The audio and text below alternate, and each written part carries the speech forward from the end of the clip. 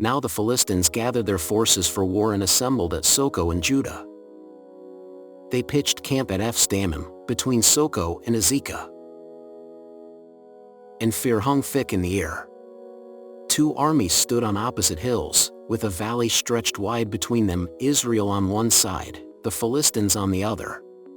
Day after day, their war didn't move forward, not because they lacked weapons, but because of one man. His name, Goliath. There were heavy footsteps, as the faint crowd murmured. He was a giant, over 9 feet tall. Clad in bronze armor, his presence alone sent grown men trembling. Every morning, he stepped forward and shouted toward Israel's army. "Choose one man to fight me. If he wins, we'll become your servants. But if I win, you serve us." But far from that battlefield, in the hills of Bethlehem, there was a young shepherd named David. He wasn't a soldier. He wasn't even old enough to be at war. His job was tending sheep and running errands for his father. One day, David was sent to deliver food to his brothers at the front lines. And when he arrived, he heard Goliath's challenge for himself.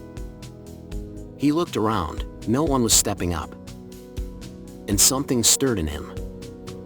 David in soft and thoughtful voice asked, "Who is this man that he dares to defy the armies of the living God?" His brother scolded him. The soldiers laughed.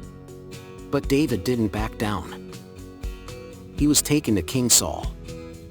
"I'll fight him," David said.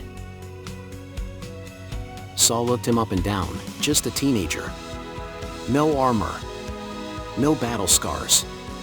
Just heart. "You can't go against a warrior like that," Saul said. But David shared stories, not of battles with men, but with lions and bears who came after his sheep. "God rescued me then," he said, "He'll rescue me now." As the battle preparations went on, they tried to dress him in armor, but it didn't fit. So David took it off. He walked down into the valley wearing only his shepherd's clothes. In his hand, a sling.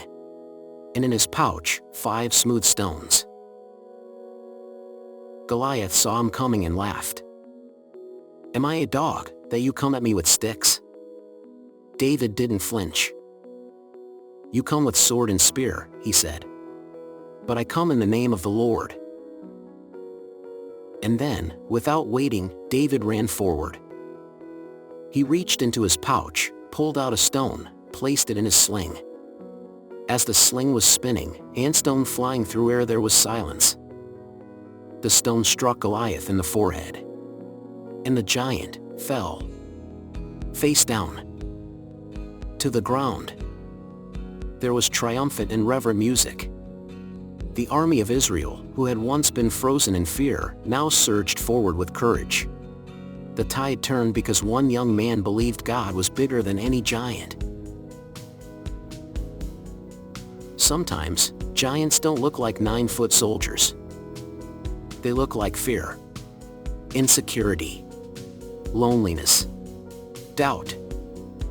But just like David, we're not meant to fight in our own strength. God equips the willing, even when the world counts them out. You may feel small, but with faith, even the smallest stone can bring down the biggest giant.